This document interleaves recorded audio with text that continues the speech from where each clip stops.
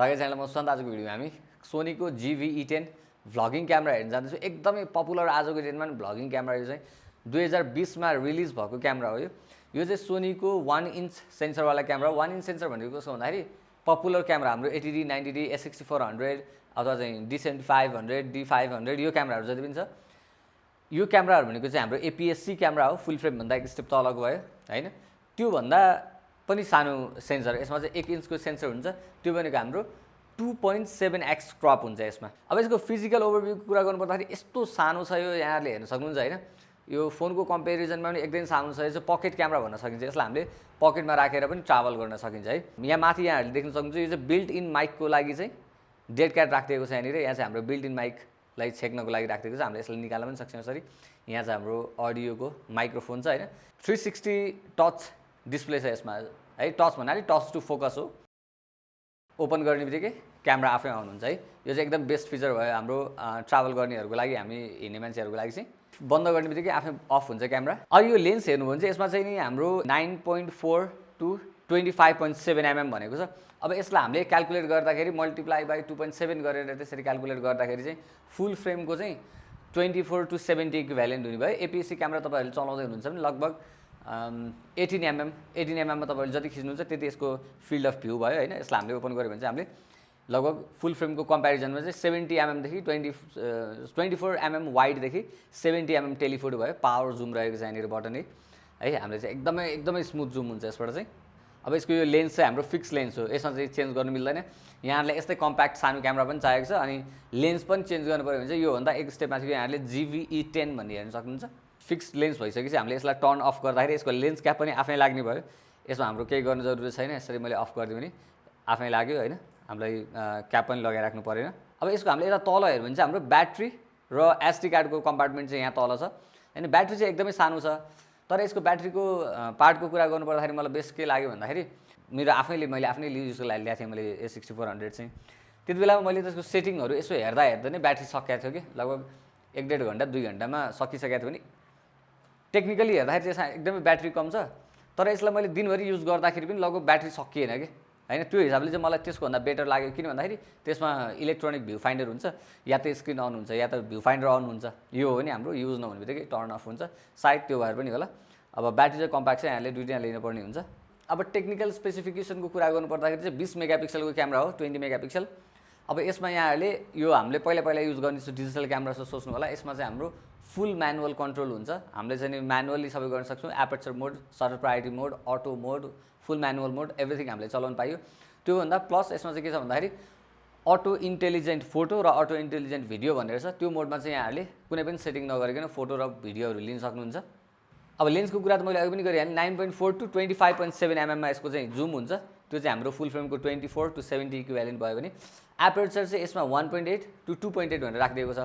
अब यो चाहिँ अलिकति झुकाउने कुरा छ है। किन भन्दाखेरि यिनीहरूले यो चाहिँ नि एक्चुअल राखिदिएको छ, फोकल लेन्थ चाहिँ एक्चुअल राखिदिएको छ है, अनि एपर्चर चाहिँ एक्चुअल राखेको छैन है।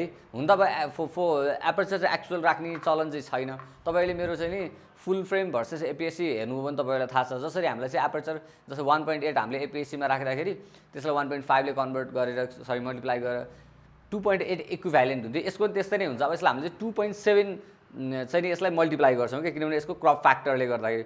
भन्नुको मतलब हामीले 1.8 to 2.8 भनेर खिचिरहेको हुन्छौँ। अब 2.8 चाहिँ हाम्रो कति हुनु भयो त, 2.8 into 2.7 गर्दाखेरि लगभग हाम्रो 7.5 इक्विभ्यालेन्ट चाहिँ लगभग हुने भयो है। त्यो भएर यहाँहरूले चाहिँ यो ल 1.8 रहेछ अथवा चाहिँ नि 2.8 एपर्चर रहेछ खतरा भन्ने चाहिँ भएन। तर इन जेनरल हामीले APS-C अरू क्यामेरा जस्तै ZV-E10 अथवा चाहिँ नि A6400हरू लिँदाखेरि त्यसमा कति हुन्छ 3.5 to 5.6 हुन्छ। त्यो हिसाबले कम्पेयर गर्दाखेरि चाहिँ तिनीहरूको एपर्चर भन्दा चाहिँ बेटर भयो। त्यो भएर लो लाइटमा चाहिँ लगभग M50हरू यहाँहरूले हेर्नुभयो भने तिनीहरूभन्दा बेटर हुनुभयो। अब हाम्रो नर्मल फोनहरूभन्दा त बेटर त हुने नै भइहाल्यो। अटो फोकसको कुरा गर्नुपर्दाखेरि चाहिँ फेस र आई डिटेक्ट अटो फोकस छ फोटो प्लस भिडियोको लागि। त्यही भएर यहाँले कतै यसलाई राखेर आफूले मजाले भ्लग गर्दा अथवा भिडियो बनाउँदाखेरि आउट अफ फोकस हुने चान्स चाहिँ हुँदैन। अब भ्लगिङ क्यामेरा सबैभन्दा इम्पोर्टेन्ट भिडियोको कुरा गरौँ। यसले चाहिँ तपाईँहरूको 30 FPS मा 4K रेकर्ड गर्न सक्छ भने हाम्रो 1080p मा चाहिँ यसले 120 FPS सम्म रेकर्ड गर्न पाउँछ। यहाँलाई चाहिँ स्लो मोसनहरू, खतरा सर्टहरू, टिकटक अथवा चाहिँ युट्युबको लागि एउटा स्लो मोसन एउटा भिडियो सिनेमेटिक सर्टहरू लिनु छ भने एकदमै राम्रो हुने भयो। अनि यसमा चाहिँ एउटा प्रब्लम चाहिँ के भने 4K मा पनि यसमा क्रप नभएको चाहिँ होइन, तर हाम्रो इन जेनरल क्रप चाहिँ नि हुने भन्दा एकदमै कम छ भनेको जम्मा यसमा 1.1x क्रप छ भनेको लगभग 10% जति क्रप हुन्छ हामीले 4K मा खिच्दा। प्लस भिडियोको लागि स्टेबलाइजेसन मोड छ, भिडियोमा स्टेबलाइजेसन मोड हुने बित्तिकै त्यसबाट पनि अलिकति क्रप हुन्छ, गर्दाखेरि त्यो दुइटै गरेर हाम्रो 30mm इक्विभ्यालेन्ट हुन्छ। त्यो गर्दाखेरि चाहिँ यहाँहरूले यसरी ह्यान्डल र यसरी भ्लग गर्नुहुन्छ भने चाहिँ अलिकति कम हुनसक्छ यहाँहरूको लागि होइन। अनि त्यसको लागि चाहिँ यहाँहरूले यस्तो कुनै एउटा ट्राइपोडहरू युज गर्न सक्नुहुन्छ। यो चाहिँ मेरो पर्सनल ट्राइपोड भयो है, यो गोप्रोको लागि। यसरी हामीले यसलाई चाहिँ माउन्ट गरेर युज गर्यो भने चाहिँ यसलाई हामीले टर्न गर्नु पनि मिल्यो, ट्राइपोड युज गर्नु पनि मिल्यो। मैले यसको पनि भिडियो बनाएको छु है, उलान्जी भन्ने यो चाहिँ, यसलाई यसको भिडियो पनि यहाँले प्रोफाइलमा गएर चेक गर्न सक्नुहुन्छ। अर्को यसमा भिडियोको कुरा गर्नु पर्दाखेरि चाहिँ यसमा चाहिँ स्किन सफ्टनिङको पनि एउटा फिचर छ। यहाँले स्किन सफ्टनिङलाई अन गरेर क्लिन स्किनलाई सफ्ट गर्न सक्नुहुन्छ। अब भिडियोमा अर्को यसको सबैभन्दा इम्पोर्टेन्ट अरूभन्दा फरक कुरा चाहिँ के छ भन्दाखेरि यसमा चाहिँ हाम्रो प्रडक्ट सोकेस मोड भन्ने छ।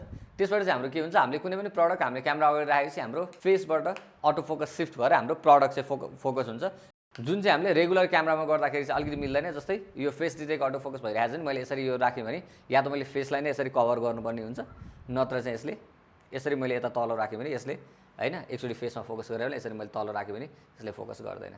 अडियोको कुरा गर्नु पर्दाखेरि चाहिँ यसमा चाहिँ हाम्रो टपमा अघि यहाँले देखिहाल्नुभयो, यसमा चाहिँ 3 क्याप्सुलवाला चाहिँ माइक्रोफोन डिरेक्सनल माइक छ यसमा चाहिँ। अनि मैले प्रायः भिडियो सबैमा गर्दाखेरि यहाँलाई भनेको गर्छु माइक बिना चाहिँ नि भिडियो नगर्नु होला भनेर, तर मैले अहिलेसम्म टेस्ट गरेको मध्येमा इनबिल्ड माइकमा चाहिँ सबभन्दा बेस्ट लाग्यो होइन। Audio test from Sony ZV-1 अहिले यहाँले सुन्नुहुन्छ सोनीको ZV-1बाट अडियो। मैले यसलाई म्यानुअली 20 मा सेट गरेको छु, लेभल चाहिँ यहाँले सुन्न सक्नुहुन्छ। A6400 M50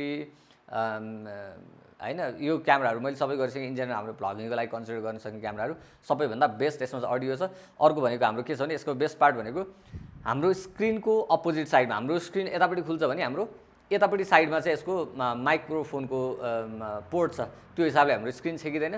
अथवा सोनीले एउटा चाहिँ वायरलेस माइक बनाउँछ, त्यो यहाँहरूले लगाउनु भयो भने चाहिँ हाम्रो सर्टगन माइकलाई पनि वायर नजोडिकन हामीले त्यसलाई पनि युज गर्न सक्छौँ।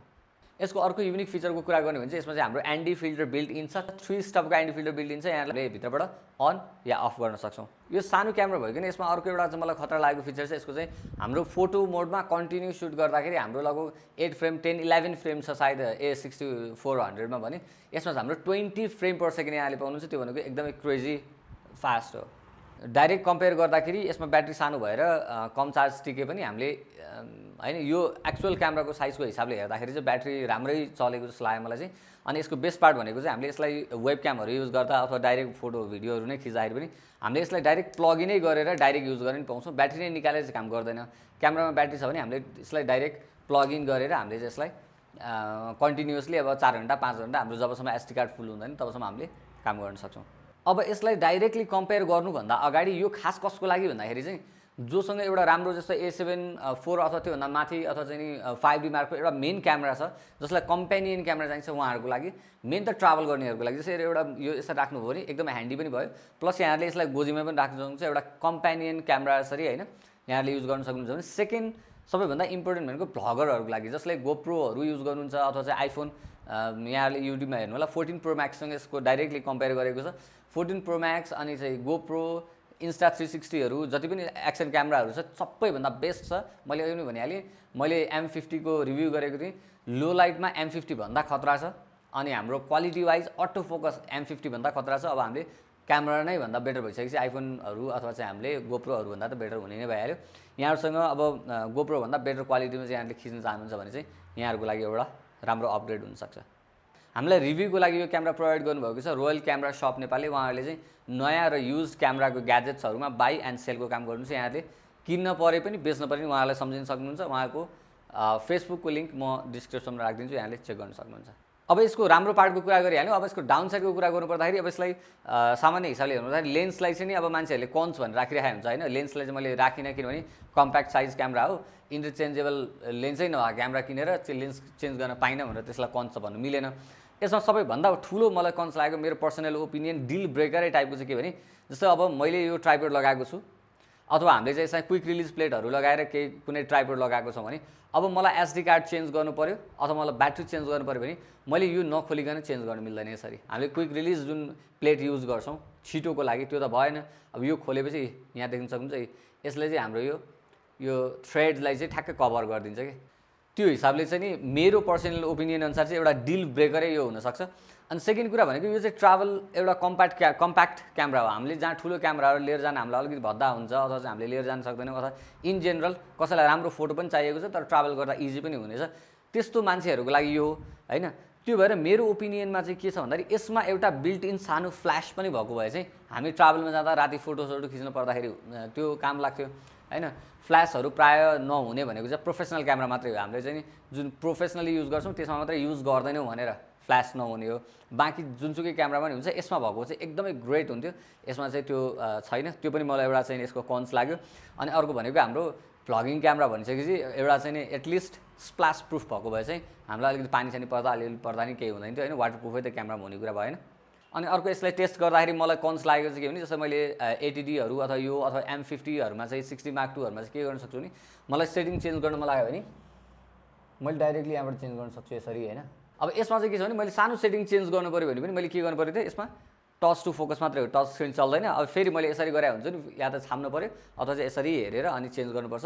बटनहरू अति नै सानो छ यसमा फेरि त्यसरी छामेर अड्कल गरेर यहाँहरूले सेटिङ चेन्ज गर्नु पऱ्यो भने एउटा औँलाले तपाईँको सबै बटन ढाक्छ होइन एकदम त्यो अप्ठ्यारो पर्छ त्यो पनि एउटा कन्स लाग्यो मलाई। अनि अब यसमा हेडफोन ज्याक छैन होइन यहाँहरूले अब साउन्ड मोनिटर गर्नुपर्छ नि हेडफोन ज्याक भएको राम्रो हो त्यो चाहिँ मलाई खासै कन्स लाग्दैन त्यो पनि एउटा नभएको कुरा त्यो एउटा भयो। अनि अर्को भनेको 4Kमा रेकर्ड गर्दाखेरि मैले अघि पनि भने 4Kमा रेकर्ड गर्दाखेरि 1.1x क्रप भयो भनेको लगभग 10%। अनि त्यसपछि हामीले स्टेबलाइजेसन मोडलाई पनि एक्टिभमा युज गर्यो भने त्यसबाट पनि अलिकति कम भयो। त्यो टोटल गर्दाखेरि हाम्रो 30mm इक्विभ्यालेन्ट हुन्छ त्यो गर्दाखेरि चाहिँ अलिकति हामीलाई सानै हुन्छ। अब फाइनल कन्क्लुजनको कुरा गर्नुपर्दाखेरि चाहिँ सिधा सबैभन्दा हामीले स्टार्टिङमा लिनु भनेको गोप्रो। यहाँहरूलाई स्ट्रेट भन्नुपर्दाखेरि गोप्रोको भन्दा 100 टाइम्स बेटर क्वालिटी छ तर गोप्रोको जस्तो स्टेबलाइजेसन यसमा छैन। अब यहाँहरू कसैलाई खतरा फोटो भिडियो पनि चाहिएको छ अब म आइफोनमा स्पेन्ड गरौँ कि यसमा स्पेन्ड गरौँ भन्ने हो भने चाहिँ अब फोन त अलराउन्डर भयो त्यसले जता नि काम गर्छ त्यो हिसाबले बेटर भयो होइन।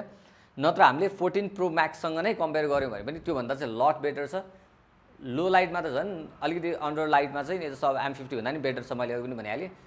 यो चाहिँ एकदमै क्वालिटी वाइज चाहिँ हामीले यसलाई चाहिँ नि गोप्रो Insta360 कुनै पनि एक्सन क्यामेराहरू र स्मार्टफोनहरूसँग चाहिँ कम्पेयर गर्नु मिल्दैन यो चाहिँ फार बेटर छ।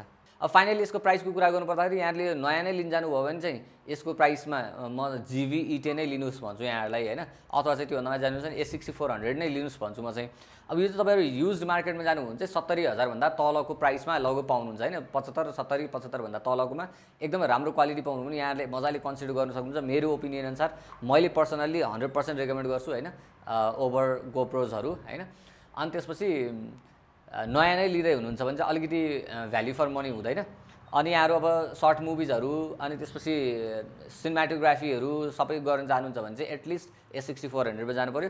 इन्टरचेन्जेबल चाहिन्छ भने यहाँहरू के गर्नु पर्छ ZV-E10मा जानु पऱ्यो।